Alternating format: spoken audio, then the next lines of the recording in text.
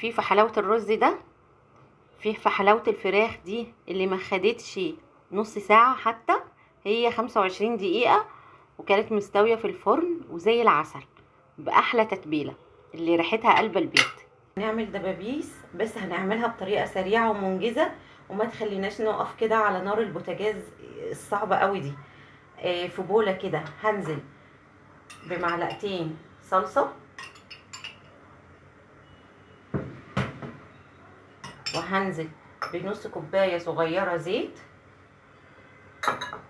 وهنزل بنص معلقة توم، كزبرة، زعتر، بابريكا، كركم، فلفل اسمر، قرفة، كمون، جنزبيل، خلطة اللي هي البهارات بتاعت الفراخ، ونص معلقة صغيرة اول مرة اجربها للفراخ في الدبابيس اللي هي السماق، وهنا دي بهارات الفراخ هنزل بيهم كلهم،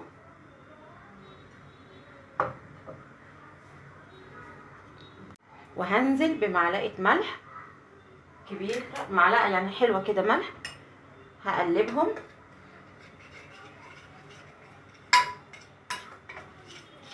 الخلطة دي بتبقى حلوة قوي، انا هعملها دبابيس مشوية في الفرن على طول. هنزل بالدبابيس،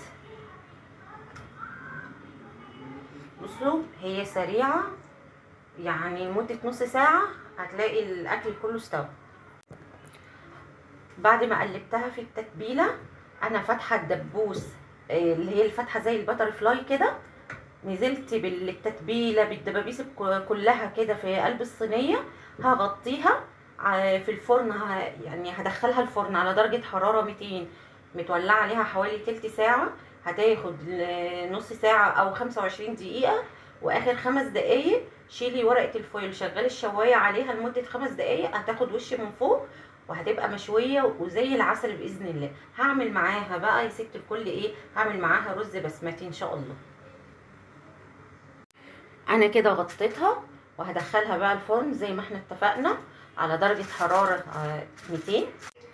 هعمل الرز، رز بسمتي زي ما اتفقنا، نزلت بزيت وسمنة، هنزل واحدة ليمونة اللي هي الليمون الناشف، قرفة، فلفل اسمر، ملح، ورق لوري، وبهارات الرز البسمتي نص معلقة. هقلبهم كده تقلبتين في الزيت والسمنة مع بعض الاول، الريحة رهيبة. هنزل كده، هعمل نص كيلو رز،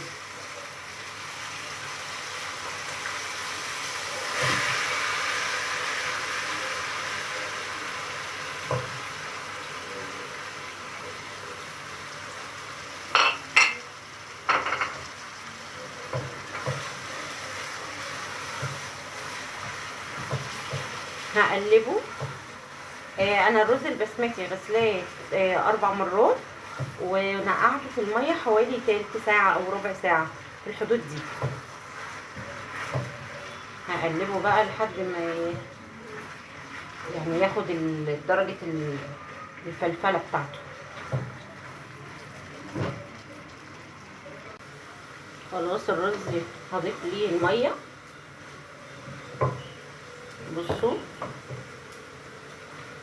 هو كده يعني استكفى كده على النار، هضيف له بقى الميه.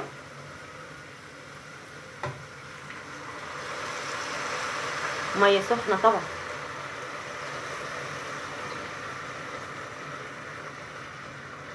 تبداي بقى تظبطي الملح بتاعه. انا الرز البسمتي يعني بعمله يعني الميه بزودها زياده سنه بس عن هيغلي بس غلوتين على نار عاليه، وههدي عليه النار.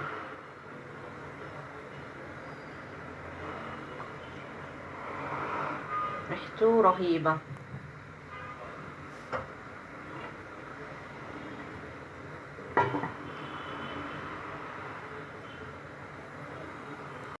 بصي بقى يا ست الكل، الرز خلاص اهو على سوا، يعني خلاص 5 دقايق وهطفي عليه.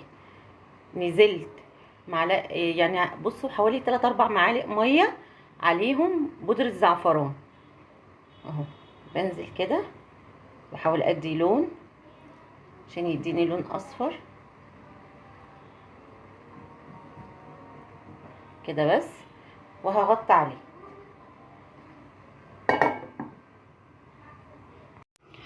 احلى طبق رز اتعمل في يعني في ثواني. هوريكم بقى الفراخ. بصوا والله العظيم الاكله دي بالظبط على في الفرن 25 دقيقه وكانت مستويه. ادي اهي الفراخ، بسم الله ما شاء الله. شايفين؟ بصوا بصوا مستويه دايبه دايبه، اللهم بارك. شايفين دايبه ازاي؟ احلى طبق رز. هدوقه كده وانا معاكم.